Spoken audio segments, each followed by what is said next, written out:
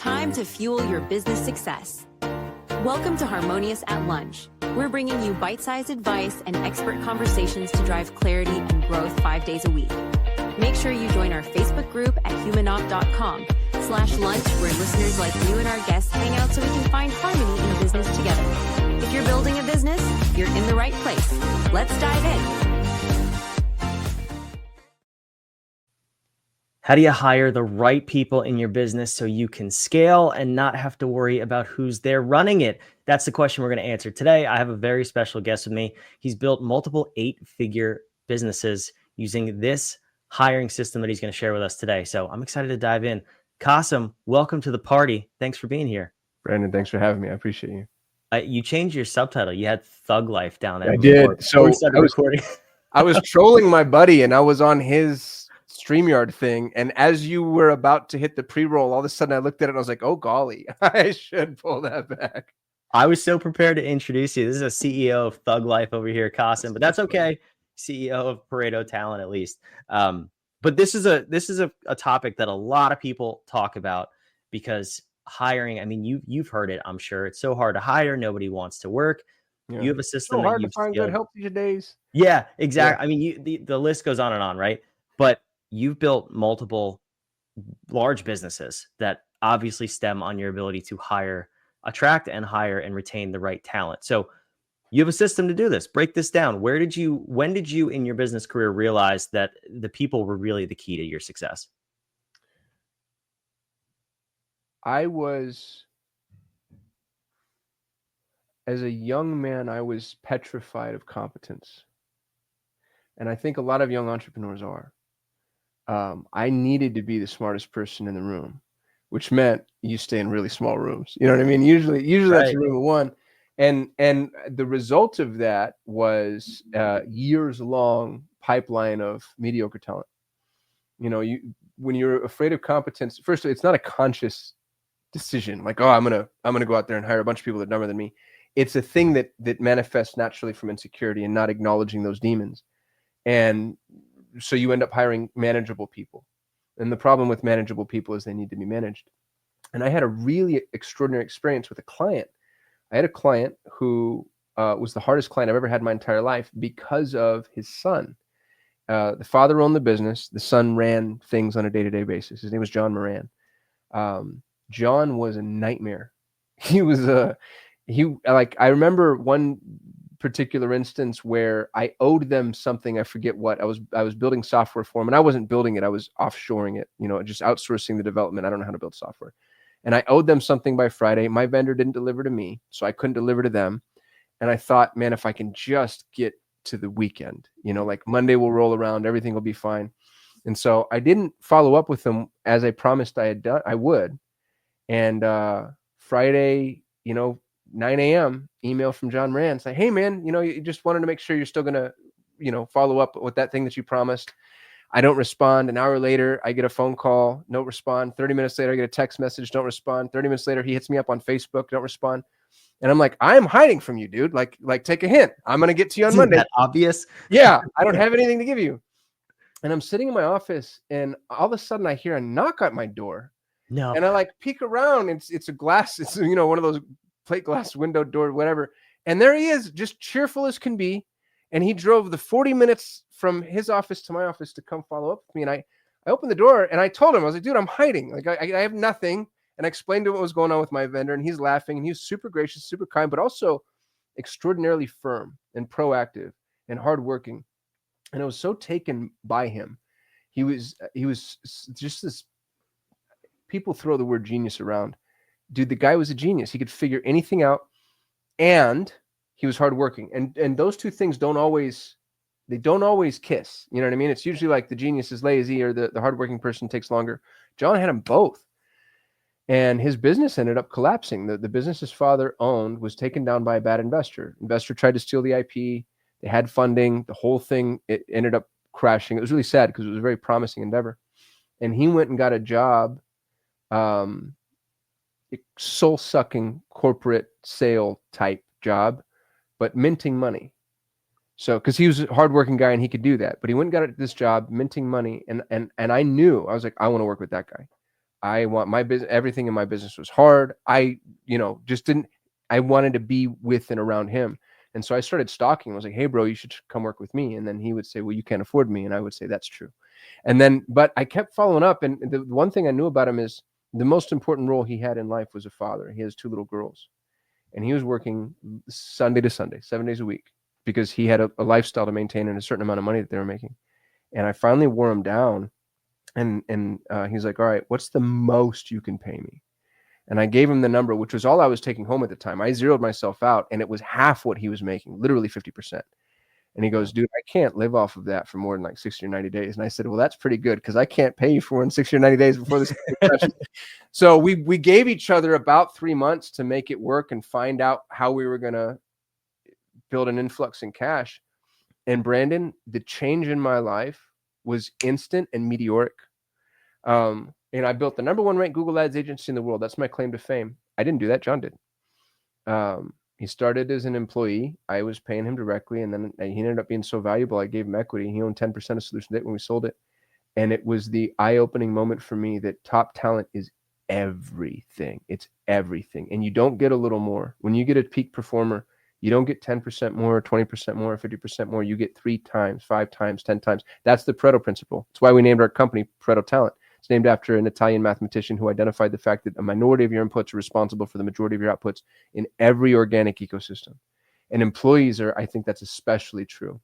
And so the key to a solvent entrepreneurial life, the most important thing you can do as an employer or a leader, the only thing I'm world class at, is talent acquisition.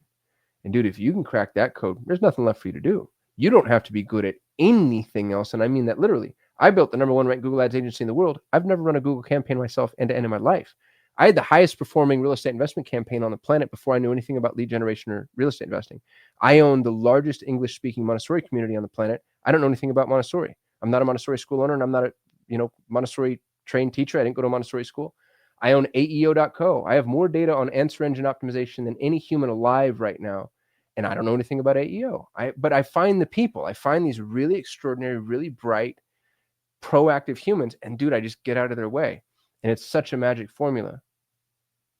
That's so cool. And you're right. I mean, it really is. If you crack the people code, you can do anything in business. But most people stay, I won't say stuck, but in the mindset where you started of, I have to be the most competent person. I started the business. I need to know the most about it. I need to have experience doing all of it, or else no one will trust me. No one will make me their leader, so to speak. And you just flip that on its head, which is so beautiful. I'm curious though, all these different businesses, different industries, verticals, you have an idea to start a business. And this isn't really about the hiring side, but how do you know that you can make that work? Like, how much information do you need to have for yourself to be comfortable saying, I'm going into business in this vertical, and I know that with my system, I can attract and hire the right people? I was spoiled with Solutions 8. I had $100 million in ad spend under management. And so that means I had $100 million of other people's money that I was spending on their behalf. And when you're spending other people's money in that way, you get the luxury of seeing everything. I saw their books. I saw their revenue. I saw their margins. I saw their cost per acquisition, lifetime value, ascension, retention. I saw keys to the kingdom. Here's what I learned that might be, I think it's the most important thing I've ever learned when it comes to establishing your buy box for opportunity. Traffic is the most expensive business asset, period. So if you take like an e-commerce business, traffic is going to cost, for most e-commerce businesses, it's going to cost more than cost of goods, fulfillment, operations. In some instances, Brandon, costs more than those combined. Does it cost more than the people too? As often as not, depending on the type of the business. So if you're Accenture or McKinsey, probably not. Yeah. But interestingly, you spend more on traffic in that type of business than you take home net. So it doesn't cost more than the people, but if you think about it, Google or Meta or wherever your traffic source is making more than you are on that person. Yeah. The traffic source, these are why they're, you look at the biggest companies in the world, right? Google, Meta, Amazon, these are traffic businesses. They own the traffic. That's all they own. If you own the traffic, you own the business. So to answer your question directly, When I'm looking at new opportunities, my one key performance indicator, the one thing, the one box I have to check, do I know where the traffic's coming from? I will not pay for traffic, which is a funny thing to say from a guy that built the largest paid traffic agency, or largest Google dedicated agency, I should say. Should be very clear. I won't pay for traffic. Not as a business model. I'll pay for it to test offers or, split test, whatever. I will not pay for traffic. And so for me, the business opportunity is, where does the traffic already exist, or where do I already have access to traffic that is, I guess, mobile? And by mobile, I mean, I know that I can move them. And if there's, and traffic usually looks like a problem. It usually looks like people complaining about something. So if you have access to traffic, and that could be something as simple as you're in a school group of people who cannot figure out how to install Google Tag Manager in order to continue whatever endeavor the school group teaches. You just found yourself a business, right? Because that's traffic. And traffic is the most expensive, hardest, most friction, most changing. SEO changes all the time. Google Ads changes all the time. Meta Ads changes all the time.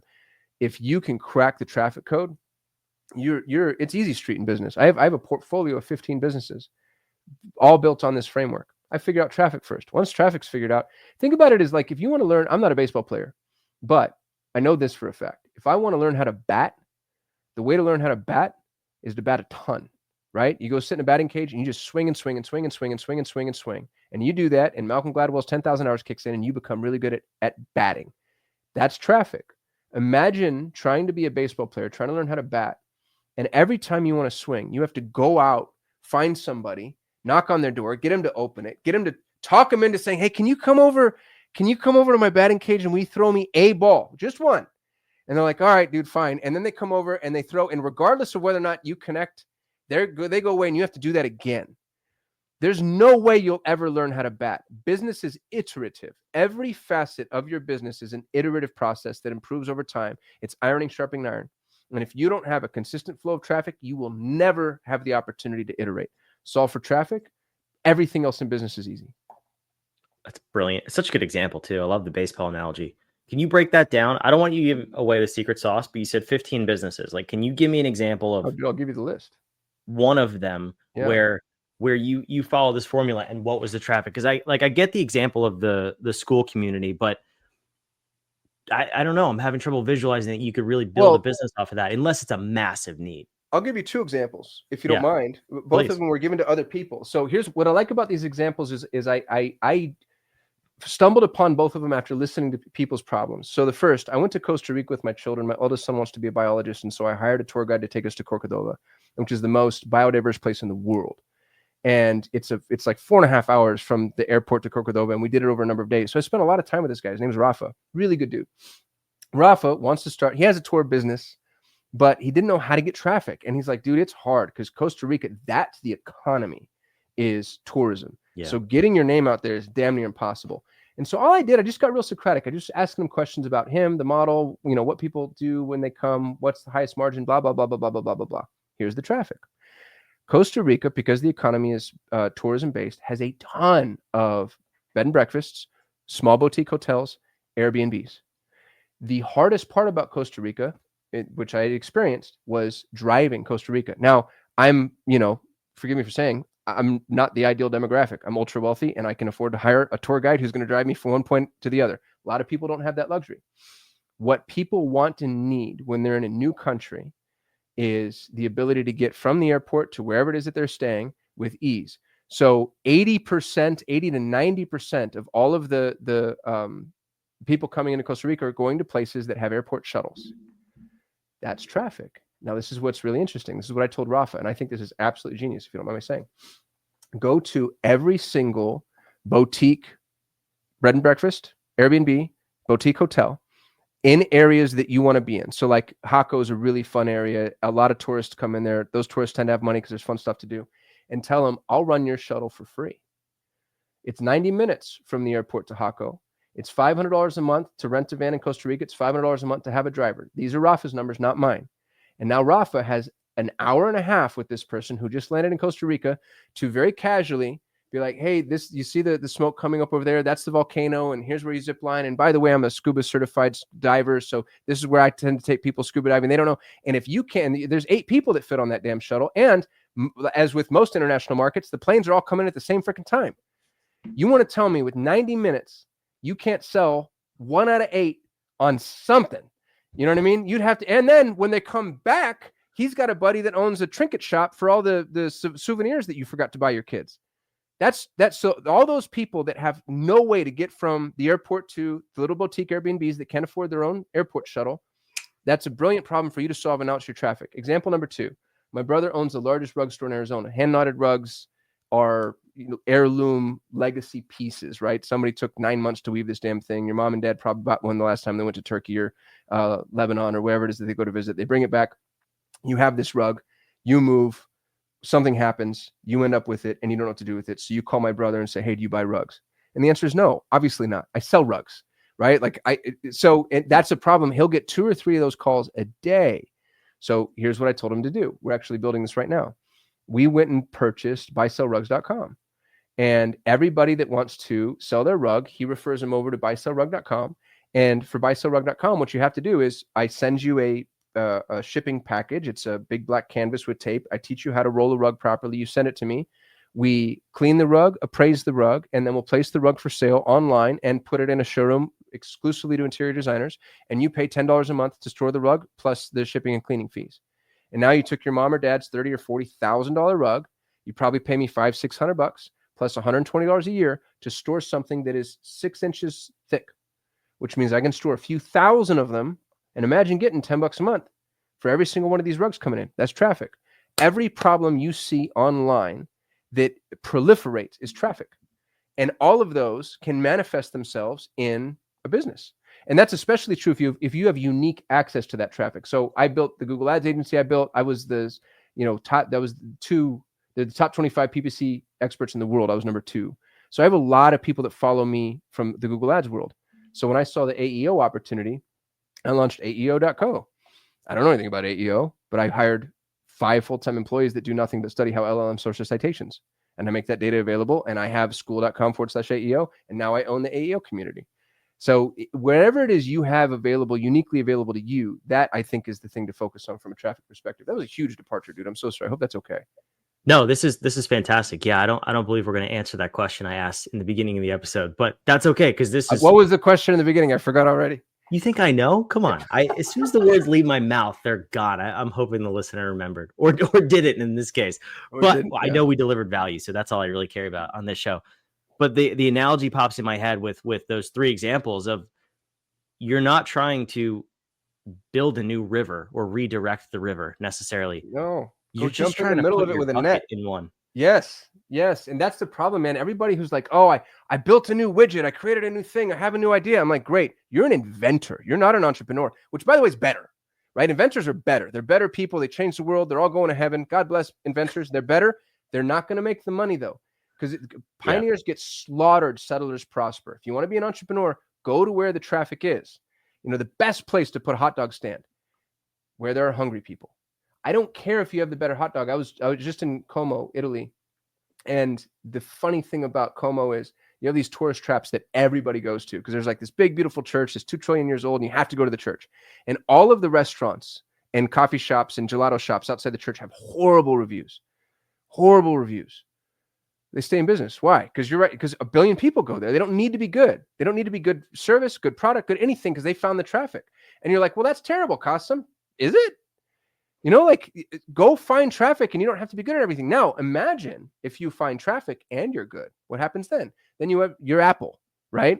Like you get to be your John Moran. You get to be the apex. Yeah, it's really interesting. It's a totally new way to look at business and client acquisition. I'm glad this is where we talked about hiring is crucial. Your people are crucial. That can't be overstated. But I'm glad we took this little detour, so to speak. But you have a resource for the audience. You have a book on your process that I think is insanely valuable. So tell them about that, and then we'll let you go and get out of here. Yeah, this is my life's work. I've built a 20-year framework for finding and managing top talent. You can have it for free. It's the book, it's the checklist, the templates. literally everything. There's no ascension and there's no upsell. So when people visit the link, I want to drop their guard and let them know there's nowhere to go from here. What I want to do is make my name synonymous with the word hire. If somebody says, I want to hire, I want somebody to say, oh, you got to read Qasim's book. And by the way, here it is for free. You can go to thehirebook.com. The book is absolutely free. I'd love to know what people think about it. And it's not just the book. It's everything that you would need. You're 3 weeks away from the best hire you've ever made in your entire life. Just follow my process. It's not easy, but it's accessible. You know what I mean? It's not that it's difficult. It's just tedious. But once you've built it, you have a funnel that will work forever. And I've built every single business that I've ever created that's been successful. I've built using this framework. It's fascinating. I'm definitely gonna go check that out. Thehirebook.com. It's on the screen if you're watching. It's in the show notes down below. Qasim, I can't thank you enough for being here. This episode was amazing. Thanks for having me, Brandon. Appreciate you, brother. For those of you watching, listening, you know where to find it. It's down below. Check it out. Make sure you subscribe. We want to see you back on tomorrow's episode of Harmonious at Lunch. Another episode of Harmonious at Lunch in the books. I hope this episode made you think and you grabbed some actionable ideas to propel your business. Don't forget to like, comment your takeaways, and subscribe wherever you're listening so we can help more entrepreneurs just like you achieve harmony in your life and business.